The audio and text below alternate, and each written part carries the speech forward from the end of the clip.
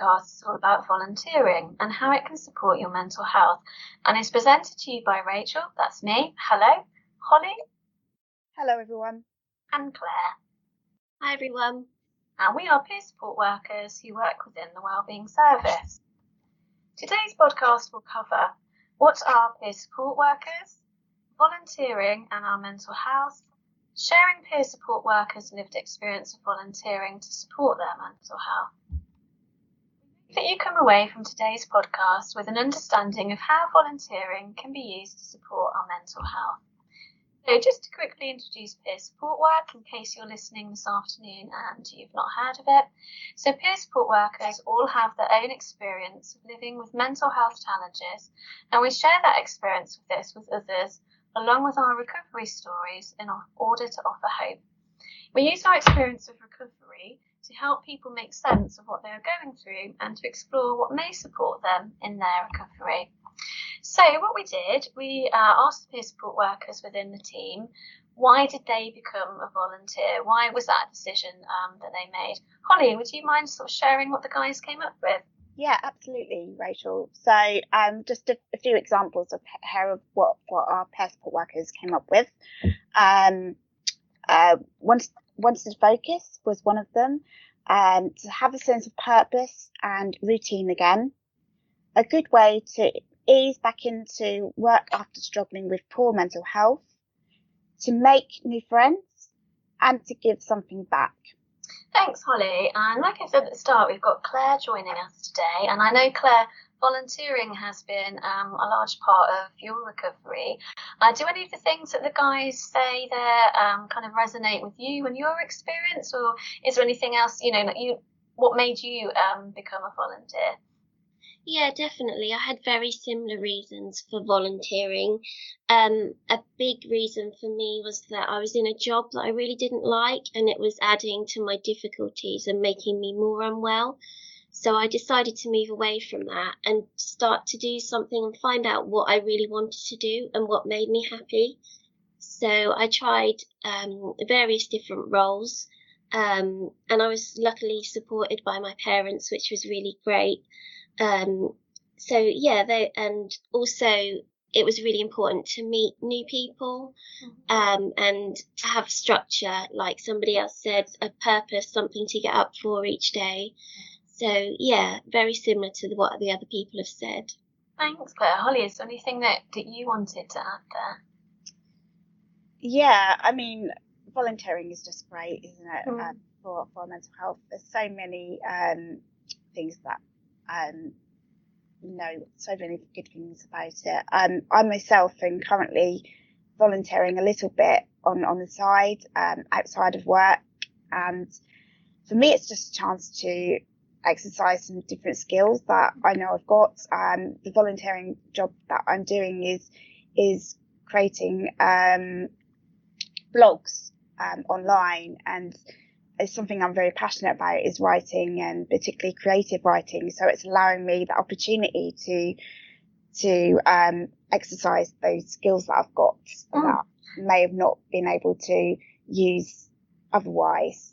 Yeah, and I guess, the opportunity to try something new as well. I mean, yeah, like the guys have said and Claire has said, having that sense of purpose and routine again when, we might just be starting on our mental health recovery journey, and we might just be taking those tentative steps forward and kind of thinking about, well, actually, what is my purpose? What can I do? And we might not necessarily be thinking about work, but we might be thinking, actually, we want to start dipping our toe. We want to try different things, and having the opportunity to do that through volunteering, and like Claire said, actually having support of people around us, whether that's friends and family, or actually the support of the people we're volunteering with to help us to start taking those again. So we also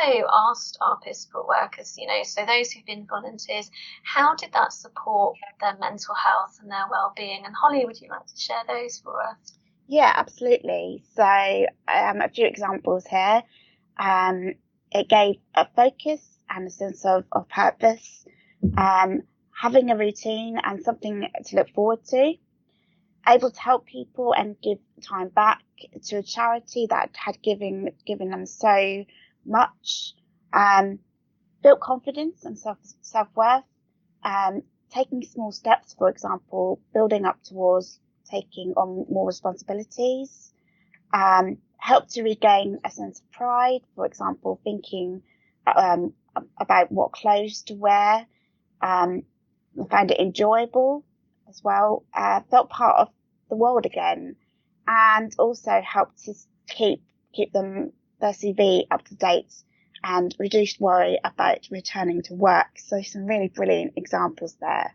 Yeah, like you say, Holly, there's quite a few there, isn't there? And quite varied ones, and the different things that people were looking for to get from volunteering. And, Claire, is that kind of the same in your experience? How did volunteering support your own mental health? Yeah, definitely very similar. The other people have said, it gave me a structure to my day, and a routine, which was quite important, something to get up for. I was meeting new people regularly and challenging myself every time I went in. It boosted my confidence and improved skills, which was really important. And I treated it as my job, really. So if I was having a bad day and not necessarily wanting to go in, I still pushed myself to go in. And most of the time, it helped and made me feel better. But there is always that option. If you're not feeling up to it, you can cancel. Thanks, Claire. Sorry, was there something else? I was just going to say that I did try to push through that, and it's, helpful. Yeah, and like you say, we can all have those days where whatever we've got planned in the diary, whether it's work, volunteering, going out and doing something, we can all have those days where we just go, do you know what, that duvet's just going to go right over my head again, and I don't want to. But like you say, if we can gently push ourselves through, so if we can accept, do you know what, today's not great, accept that kind of feeling, but doing it regardless. And Claire, it's just so kind of great to hear, not great to hear that you would have, days when you were struggling, but to know that you did get yourself there regardless of how things were feeling for you. And, when you had days like that, Claire, and you managed to do your volunteering, did you kind of come home kind of feeling better and glad that you'd stepped out that day? Yeah, definitely. And I mean, socializing with people really helped. So at the food bank, it was really sociable, and it was run by volunteers. So everyone was in the same boat, and lovely people to work with.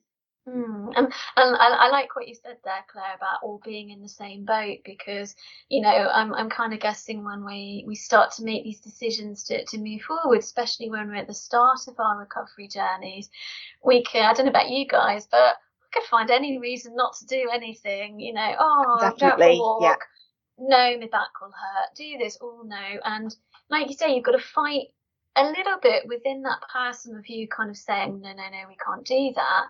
And actually to know that, we're all volunteers, we're all in the same boat. We might have different stories, we might have got here in a different way, but actually we're all doing volunteering because we're getting something from it and it's helping us. And just kind of giving us a lot more than perhaps we might be giving it, in a sense, as well, and particularly from what the people have said there. And like anything in life, it comes with challenges, doesn't it?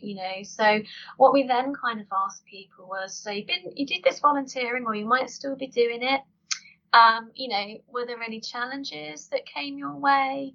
How did you overcome them? How did you and Claire's already given us one, hasn't she, Holly, in terms of those days when we don't want to get out of bed, actually kind of getting ourselves out the door and kind of going anyway. So Holly, what did the guys say about sort of challenges? Yeah, so a few here. Getting back into the swing of regular hours. Someone said to her that they went in early, so they had a walk before before the shift. So I not only knew what was about to be, what I could tell other visitors, but it meant that I relaxed before my shift, which I think is a great tip, really. And for lots of situations. Yeah, you beat me to it there, Holly. Yeah, that's what I was going to say. In terms of anything, if it's work, if it's you're going to do something for the first time, actually, if you take that self-care and self-compassion and go, right, yeah, I'm kind of easing myself back in, but how can I make this as nice as possible, as simple as possible? And actually, if it, and again, not everything works for every person, does it? So I know for me, getting to places early really works, whereas I know for other people it's like, no, I need to rock up at the last minute, walk through the door, because if I don't, I'm actually going to back out. So good tip there. What else did the guys come up with? So someone has said being worried about being around people again. So they spoke to the manager and the colleagues and plan to take things slowly with support. Again, and another great example. I think a great example of how you can feel supported in the volunteer role. And it's good to hear that is the case, I think. Yeah, and it's also another example of the strength of vulnerable conversations, so we've got all of those feelings of being worried inside, and our anxiety is like, well, we mustn't tell, or we've got to hold it all in together. But actually having those vulnerable conversations and saying, I'm really pleased to be here, I'm really looking forward to doing this volunteering, but I'm really, really worried. I haven't done anything for a while. I don't know what I'm doing. If you're like me, you've got your inner perfectionist that you constantly have to battle with, and you want to do things perfectly. That can cause quite quickly quite a lot of anxiety, can't it? So that vulnerable conversation of actually speaking to the person who is there to support you and say those things, and actually then the solution is there. Instead of having the anxiety of I can't do this and I'm so worried, actually that vulnerable conversation has allowed things to be planned slowly and with support, and that's fantastic. Absolutely. A great example of how having open and honest conversations really pays off, I think. So another example we've got here is being nervous at first, but they were so friendly and supportive that I soon felt at ease, which is another great example of what we've been talking about, of having that support network around you when you're volunteering, and how crucial that is. Yeah, and like Claire already said, kind of knowing that the other people in the same boat, so we're all volunteering, we're all here together. We can be supportive, and Claire, you already shared that on bad days where you didn't want to get out, you had that challenge, and you dealt with it by that level of self-care and self-acceptance of no, I'm just going to go. I mean, were there any other sort of challenges that you kind of faced in terms of your volunteering? Yeah, I think it's always really scary starting something new or meeting new people. But actually, once I started, I was fine, and really got used to the people, made friends, and I think sometimes the thought of doing something is actually worse than doing it, and I felt it felt a lot easier to just go along, and I felt part of the team, which was really good. Yeah, and like you say, those first steps we take, they might seem small on the outside to observers, but they're actually massive, aren't they? I mean, I did a little bit of volunteering, and I remember walking to the place that I was going to, and when your steps get a little bit smaller and they get a little bit slower because your anxiety is starting to go, no, I don't want to, don't make me. And I remember getting to the building, and I took like a really big sort of deep breath and thought, come on, Rachel, you can do this. And, opening the doors, and, same as what the guys have said, actually, my experience was at the particular place I was at. Yeah, everyone was so welcoming. They were so used to volunteers anyway. And I think that's another great thing, isn't it, is that, if you're volunteering, people have normally had volunteers before you, and, they know of the challenges that people might be facing. And yeah, like I say, I only did it for a very small amount of time because work then happened. But it was just, like I say, getting yourself through that door on the first day, and going through those things. And this to me is all about taking a positive risk. So Yeah. I can think of several occasions where I've had that thought of, well, what am I doing here? Why am I doing this? But at the end of it, 9 times out of 10, it's always been a pretty amazing experience. And without sounding too cliche, it has enriched my life in most cases by taking that risk.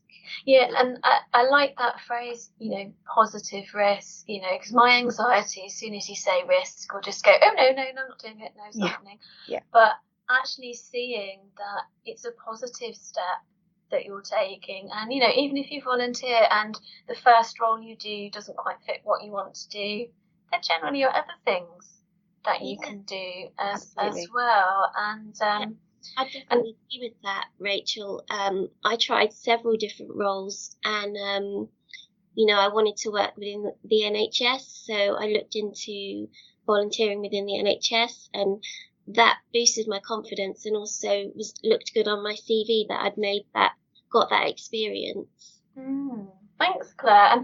And like you say, it's vulnerability, isn't it? The going in and going, oh, I thought I'd really like to work in the shop steaming all the clothes, but actually realised I don't like doing that. I want to be out and seeing people, or sort of different things there. And again, people who are having volunteers with them work, as far as we've had, work with people in terms of sort of finding the different things. And kind of interestingly, we one of our colleagues sort of shared with us that she used to manage volunteers, so actually her experience is the other side of things. And she was kind of saying that like we talked about, there is support for people who are volunteering, who are doing something new for the very first time, and helping them to overcome the difficulties that that might be facing in terms of the work that they're doing. And she was sort of saying that actually people volunteer for a variety of different reasons, don't they? We've talked about how volunteering supports our mental health, and also how it can help with, like Claire said, different roles on your CV, different skills. Holly, like you've already said, it's helping you to use some skills that you've already got but you're not necessarily using at this moment in time. And putting those into your life. So variety of different reasons there. But yeah, kind of using the volunteering experience as a stepping stone in their recovery in terms of wherever they might be. So it might be that, you're at the first stage of this recovery journey and you're just slowly getting out of the house for an hour or two a week. It might be that you're at the other end where you're actually doing more and then starting to look for different things, possibly work, and it's like that. And I think what I really like, and what I've heard, from you guys this afternoon, is how actually volunteering gives so much back as well, in terms of how it allows people to develop and support them, and kind of move forward in their recovery. I'm going to be a bit mean, and I'm actually going to put both of you on the spot. So I'll let you fight it amongst yourselves. Who goes first? But if someone's listening to this afternoon and thinks, I'd like to give that volunteering a go, have you got any kind of, I don't know, words of wisdom, or anything that you can sort of say if somebody was asking you about that? Sorry, I am terrible and put you on the spot. I would just say go with the risk, take the risk, and it's okay, if it's not perfect to begin with, it's not everything, most things are not perfect on the first go, but, do take that risk, because I think that when you do take, well, like I said, take that positive risk, 9 times out of 10, it ends up being a really positive experience. So I guess I would say, take that risk. Thanks, Holly. And Claire, is there anything that Yeah, you would say? I definitely agree with Holly, and it boosted my confidence and improved my self-esteem. And like I said, gave me a purpose. And being around people every day is so much more beneficial than being isolated on my own. So it was hugely rewarding as well. And like I've said before, a big part of my recovery journey. Thanks, guys. Just like you say, just from Claire, I'm hearing, lots of positive experiences, and Holly taking that leap of faith where you kind of go in, I'd like to try that. Well, Rachel, I feel like we should ask you now. Oh no, that's not fair. Oh, go on then. Ask me, or like the same question as you. If you've got what would your advice be? I think, like I say, my volunteering experience is limited in terms of sort of mental health stuff, but I did a load of volunteering when I was starting my Duke of Edinburgh's award when I was really significantly younger than I am now. And it was, like you said, Holly, it's taking that risk of doing something different, giving something a try and seeing how it goes, really. And with the volunteering I did sort of a few years ago, it was kind of so out of my comfort zone. It was quite a big one there. But like you both said, actually, both of those times, regardless of how long I kind of did them for, really rewarding, and they kind of show you actually that you can do stuff, and like Claire said, with your self-confidence and your self-worth and everything like that. So thanks. So this afternoon, in terms of bringing everything together, so we've shared peer support worker lived experience of using volunteering to support our mental health. Our next podcast will be looking at how being active can support our mental health. And you can find the links for today's podcast in the podcast notes as well. So if you're listening to this podcast today and would like to refer yourself to the Wellbeing Service, it's really easy. You can self-refer using the Wellbeing website, or you can do so over the telephone. If you're listening today and you're currently having treatment within the Wellbeing Service and you think that actually having peer support would be beneficial, then please do speak to your therapist who can make the referral for you. So I'd just like to say thank you so much to Holly and Claire for joining me in presenting today's podcast, and thanking you guys for listening, as much appreciated. And I hope you'll be able to join us again for our next podcast, which, like I say, will be focusing on how being active can support our mental health. So I'll say goodbye. Goodbye. And it's goodbye from me, and thank you all so much for listening. And it's goodbye from me. It's great to be part of this podcast today. Thanks. Bye.